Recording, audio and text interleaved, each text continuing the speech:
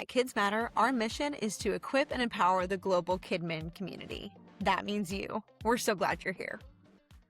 Hi, I'm Carolyn from Weatherford, Texas. We're located right outside of Fort Worth.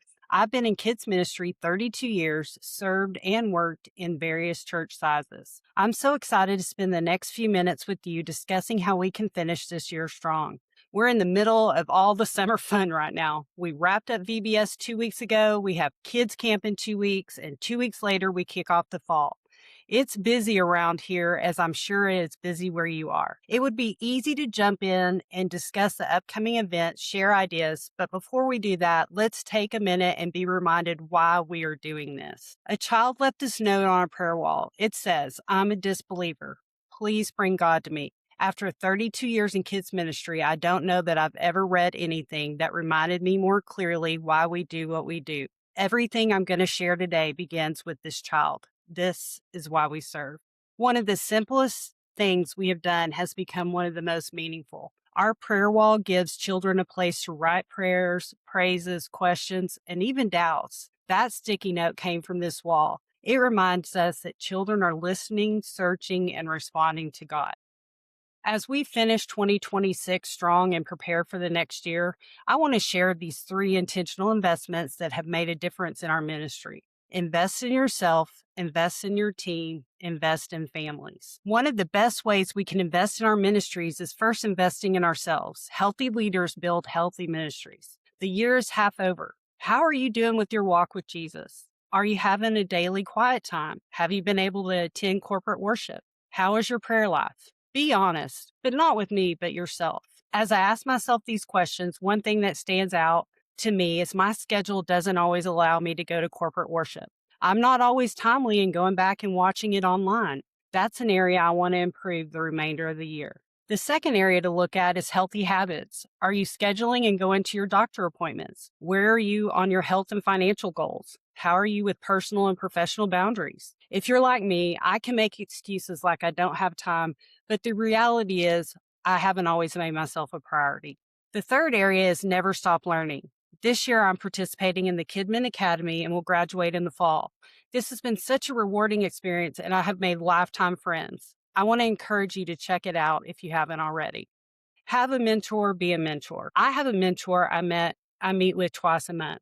I've had mentors in the past, but Deborah has been the game changer for me. It's one of the most authentic relationships I have, and she is one of the best Bible teachers I know. We eat together, study the Word together, and do life together. I hope each of you has a Deborah in your life. In turn, I'm a mentor. I mentor 3 to 4 kids, preteens a year. We typically focus on spiritual habits and areas they need help in. I partner with their parents to create an agenda format that is tailored to each child. I have one preteen I've been mentoring for 4 years. As I look back in my life, I'm thankful for those who mentored me, and I'm humbled to be a mentor.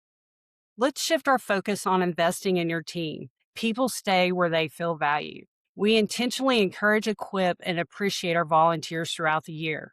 There are several ways to do this. The most obvious is praying for your ministry, as well as current and future volunteers. We ask our volunteers annually if they want to continue to serve. This can be scary. What if they don't want to serve anymore? We have found that God always provides, and we want the right people teaching our kids. We have our annual training in August called the Fill-In Station. It's a large group, small group format. We serve a meal and have a speaker and break up into specific ministries for training. Last year, our topic was You're Not a Babysitter. We also do micro trainings in a variety of ways and address training needs throughout the year. We provide volunteer appreciation with every event. We just finished VBS and had a volunteer lounge with drinks, snacks, and a place they could sit for a minute and visit with other volunteers. We have allocated time in the schedule for them to go to the lounge. Another example is at camp. We will have a hospitality suite set up and have different food themes each day for our volunteers to enjoy. Let's face it, camp food is, well, camp food. Finally, we do a monthly connection through birthday, anniversary, thank you cards, phone calls, and texts. We try to make as many deposits in the emotional bank of trust. In other words, we want to give more than what we ask so our volunteers feel appreciated and valued versus having a transactional relationship that is just centered around service.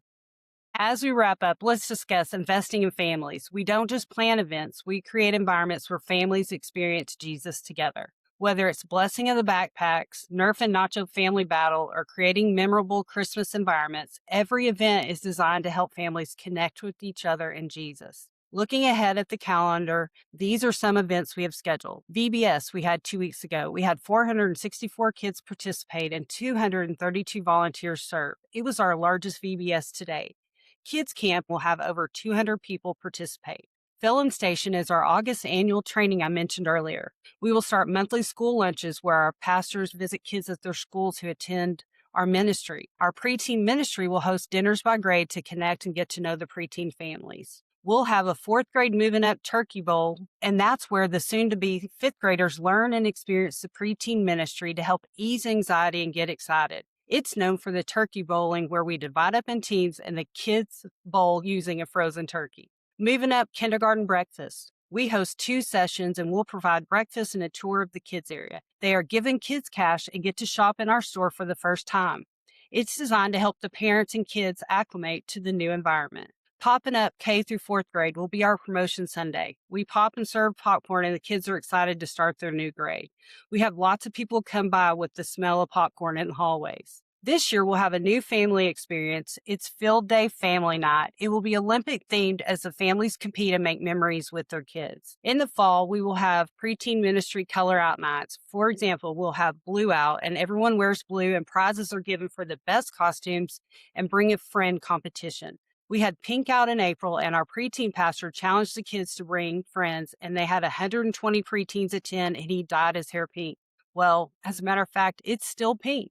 We will host Pop-Tarts and pajamas this weekend after Thanksgiving, and the kids love it as well as the volunteers. Who doesn't want to come to church in your pajamas? Our weekly reoccurring schedule consists of book club, our mentorship program, Hero Club, which is our after-school program, Kids Night, our Wednesday night program, and of course, NS Kids, our Sunday morning program. This is our rhythm for the next 6 months. Whenever I start to get buried in action items, I often go back to my Post-it note. As you finish this ministry year, don't try to do everything. Just be intentional with what you do, because somewhere in your ministry, a child is praying, please bring God to me. Every child, volunteer, and family matters. As we finish today, my challenge is simple. Don't let this be another session you watch. Choose an idea or one next step and put it into practice. That's what I've appreciated most about Kidmin Academy. It doesn't just inspire me, it has equipped me to lead more intentionally, and along the way, I found a community of leaders who have encouraged me as I continue to grow. Thank you for investing these few minutes with me. I hope one idea from today helps you lead your volunteer, encourage a family, and most importantly, help another child encounter Jesus. I hope to see you in another Kidmin session soon.